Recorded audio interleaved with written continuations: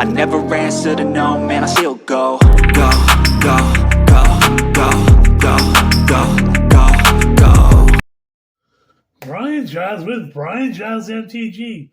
And we're back with more Fallout spoilers.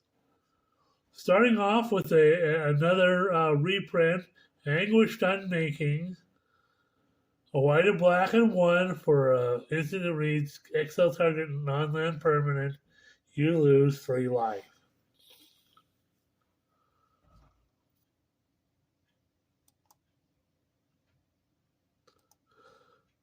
Then we have Paladin Elizabeth Taggarty. A red, a white, and one for a 3/2 legendary human knight with Battalion. Whenever Paladin Elizabeth Taggarty or at least 2 other creatures attack, draw a card. Then you may put a creature card with mana value X or less from your hand onto the battlefield tapped and attacking, where X is Paladin Elizabeth Taggarty's power. Ew. Ew. And it's in the red white, so this might be in that I don't know which deck it'll be in, but you can slot this either in the soldier deck or in the counters matters deck. You know, the or an equipment deck. So hoo-ha.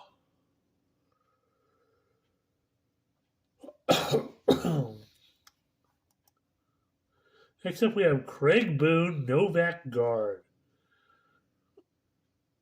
A red, a white, and one for a 3/3 human soldier with reach and lifelink.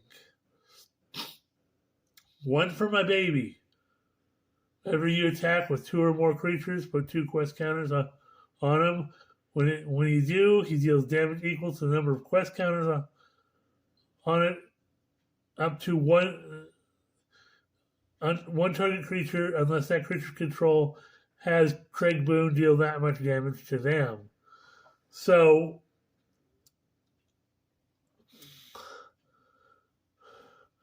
when he attacks with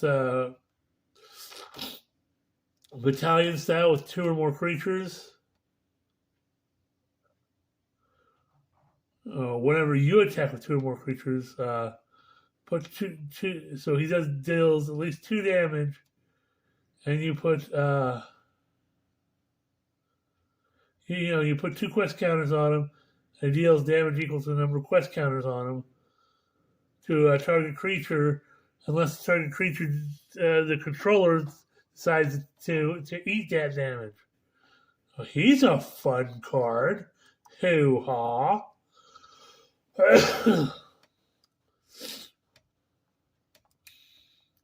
Next up, we have Elder Arthur Maxson. A white, and black, and one for 4/2 legendary human knight. Creatures tokens you control have training. Now, if you don't remember what training is, it's that whenever a creature that attacks that has higher power, put a +1/+1 counter on that.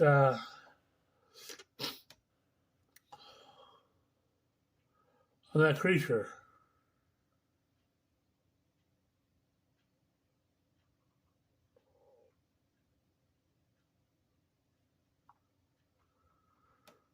And Blind Betrayal. Sacrifice another creature. He gains indestructible till end of turn. So he's 4/2 with indestructible when you sacrifice creatures to him. So hoo-ha.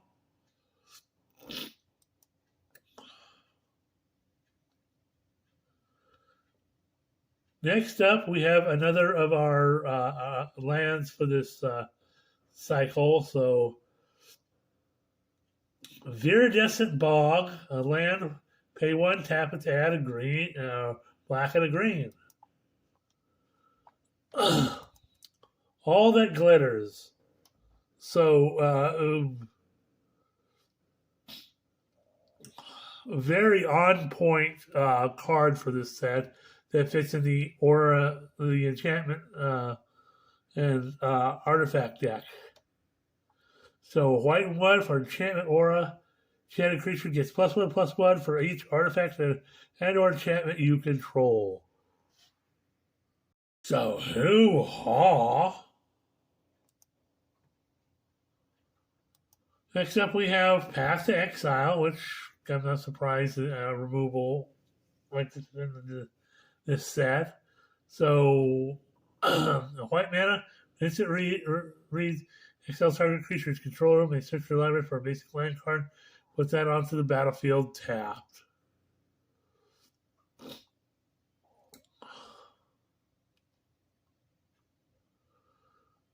Then we have Pre-War Formal Wear. A white and 2 for an artifact equipment.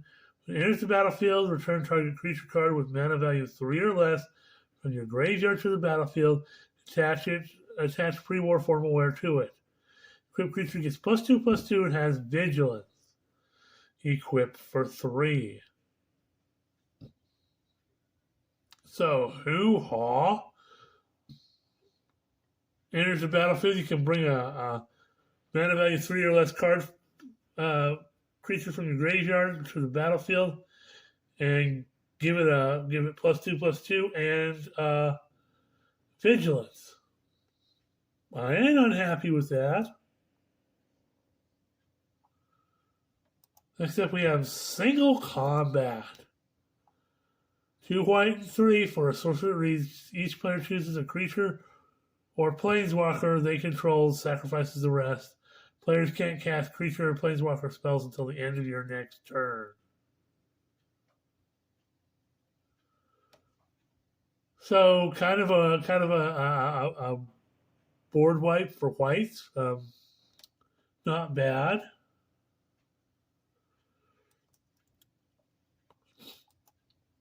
Of course, we got Valora Stance. For white and 1, you get an instant that reads, choose one, target creature gains indestructible till end of turn, or destroy target creature with toughness 4 or greater. Hoo-ha. Next up, we have Acquired Mutation. So, a red and 2 for an enchantment aura. Enchanted creature gets +2/+2 and is goaded. Whenever enchanted creature attacks, the defending player gets 2 rad counter. Okay.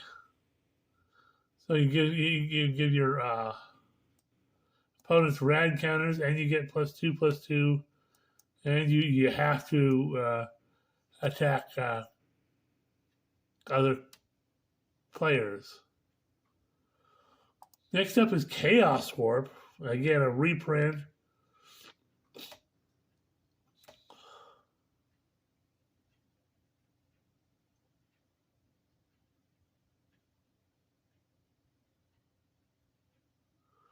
So red and 2, instant reads, owner of target permanent shuffles it into their library and reveals the top card of the library. If it's a permanent card, they put it onto the battlefield. We have Crimson Caravaneer. A red and 2 for a 1/2 human scout with double strike and trample. Whenever Crimson Caravaneer deals combat damage to a player, create a junk token.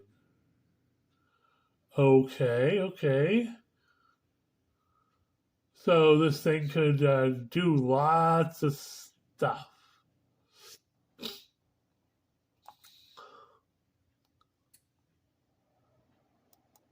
Then we have Duchess, Wayward Tavern Keep. So a red and 3 for a 4/3 legendary human citizen. Has Hunters for Hire. Whenever creature you control deals combat damage to a player, put a quest counter on it. Pay 1 and remove a quest counter from a permanent you control and create a junk token.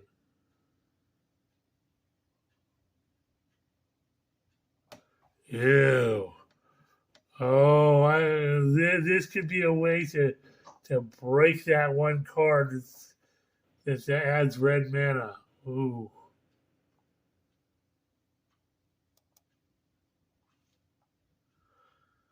Next up, we have Sticky Fingers. Didn't think we'd find a lot of reprints from Streets of New Capenna, but this is a fun one. So red mana for an enchantment aura, enchant creature.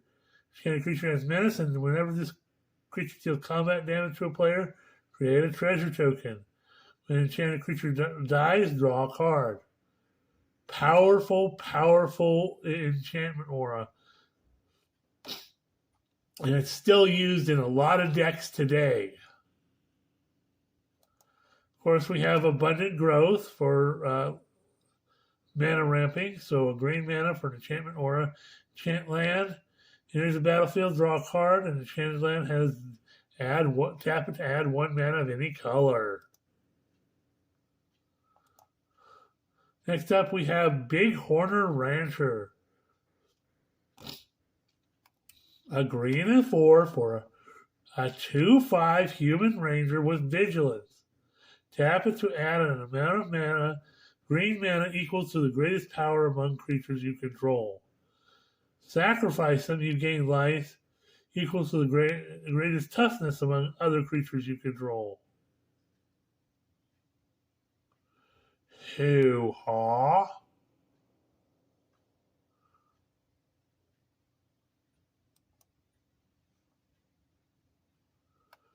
Then we have Breakdown. A green and 2 for a instant reads, destroy target artifact or enchantment, and create a junk token. Okay. Of course, Fertile Ground for more mana ramping. So a green and 1 for enchantment aura, enchant land. Whenever enchanted land is tapped for mana, its controller adds an additional 1 mana of any color. Hoo-haw. Rancor! As if we haven't seen this card reprinted multiple times recently. So, green mana for an enchantment aura. Enchant creature gets +2/+0, has trample. When it's put into a graveyard from the battlefield, return it to its owner's hand. But if you're playing that Naya equipment and enchantment deck, this could be a very useful card. Next up, another one of DJ's favorite cards is Squirrel Nest. So 2 green and 1 for a enchantment aura, enchant land. Enchanted land has tap it to add a 1/1 green squirrel creature token.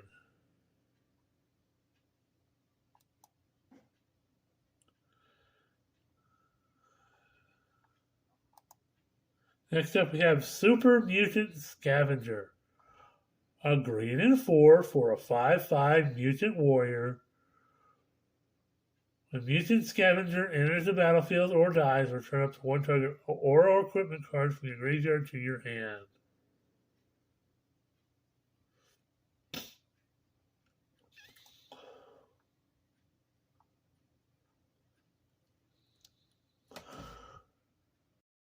Next up, we have Wild Growth. A green mana for an enchantment aura. Enchant land. Whenever enchanted land is tapped for mana, controller adds an additional green mana. Because more mana ramping. Now we have Armory Paladin. A red, a white, and 1 for a 3/3 human knight with trample. If you cast an aura or equipment spell, exile the top card of your library. You may play that card until the end of your next turn. He sounds like fun. Except we have Behemoth Sledge. Green, white, and 1 for an artifact equipment. Equipped creature gets +2/+2 and has trample and lifelink equipped for 3. Hoo-haw. Then we have Agility Bobblehead. I think this is the final one of the bobbleheads. 3 mana for an artifact bobblehead. Tap a mana of any color. And then pay 3 and tap up to X target creatures you control. Up to X target creatures you control gain haste until end of turn.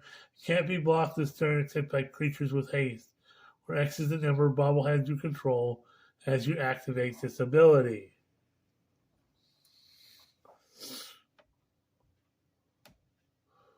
So, hoo-ha, something that gives your creatures haste. And all the bobbleheads are mana rocks, so you can add a 1 mana of any color, and sure, there's 3 mana, but there are other abilities more than make up for it most times. Then we have Basilisk collar, because we need collars for our dogs, like dog meat and Rex. So 1 mana for artifact equipment. Creature has Death Touch and Lifelink, equipped for 2. A Bloodforged Battle Axe. 1 mana for an artifact equipment. Creature gets +2/+0. When it deals combat damage to a player, create a token that's a copy of Bloodforged Battle Axe, because you need more equipment. Equipped for 2.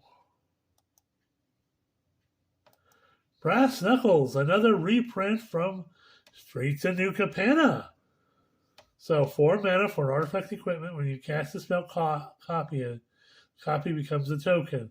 Equipped creature has double strength as long as 2 or more equipment are attached to it. So, hoo-ha. And you can equip it for 1. So, more equipment. And Champion's Helm, another reprint that people are going to scream about. But 3 mana for artifact equipment. Equipped creature gets +2/+2. As long as the equipped creature is legendary, it has hexproof and equipped for 1. Well, we certainly got a lot of legendary creatures in this set, so definitely a good reprint to have. Explorer's Scope, 1 mana for artifact equipment. Whenever a creature attacks, the top card of your library. If it's a land card, put it onto the battlefield tapped and equipped for 1. So, a little bit of mana ramping there. And Fire Shrieker, another reprint. So 3 mana for an artifact equipment. Equipped creature has double strike and equipped for 2.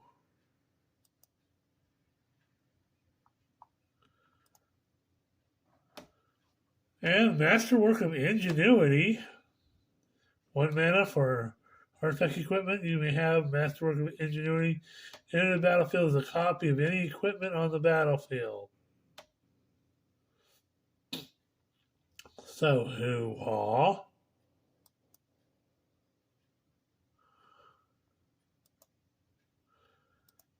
Next up, we have another one of the robots. So, Mr. Gutsy. 2 mana for a 1/1 artifact creature robot soldier. Whenever you cast an aura or equipment spell, put a +1/+1 counter on him. When he dies, create X junk tokens where X is the number of +1/+1 counters on him. So, hoo-ha. He goes very well in that Naya deck.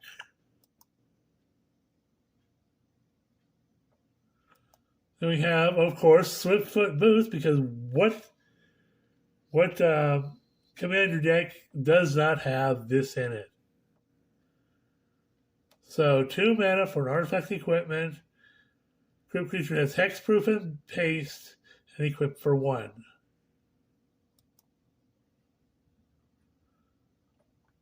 Then we have Buried Ruin, because Buried Ruin. A land, you tap it to add a colorless, or pay 2, tap it, sacrifice it, return target artifact card from your graveyard to your hand. Because we need more artifacts. We have Canopy Vista, Forest Plains, tap it to add green or white, and it enters the battlefield. Tapped unless you control 2 or more basic lands.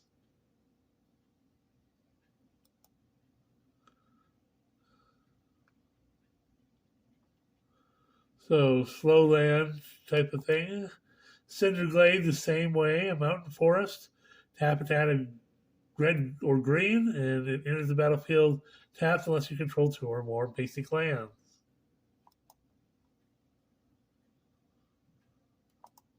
Clifftop Retreat. The land, it enters the battlefield tapped unless you control a mountain or a plains. Tap it to add red or white.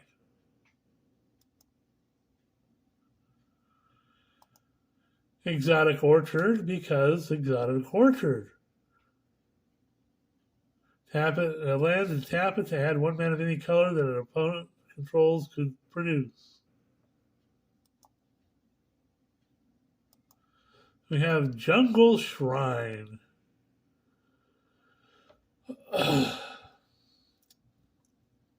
So land and enters the battlefield tap, or you can tap it to add any of the Naya colors, which is red, green, or white.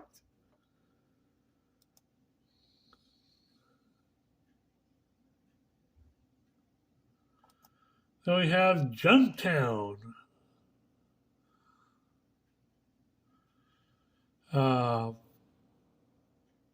land, tap it to add a colorless or pay a red or 4, tap it and sacrifice it to create 3 junk tokens. Of course, Roadside Reliquary, because a land, tap it to add a colorless. Pay 2, tap it, sacrifice it to draw a card if you control an artifact, and draw another card if you control an enchantment. So, you know where that's appearing at. Except we have Rogue's Passage.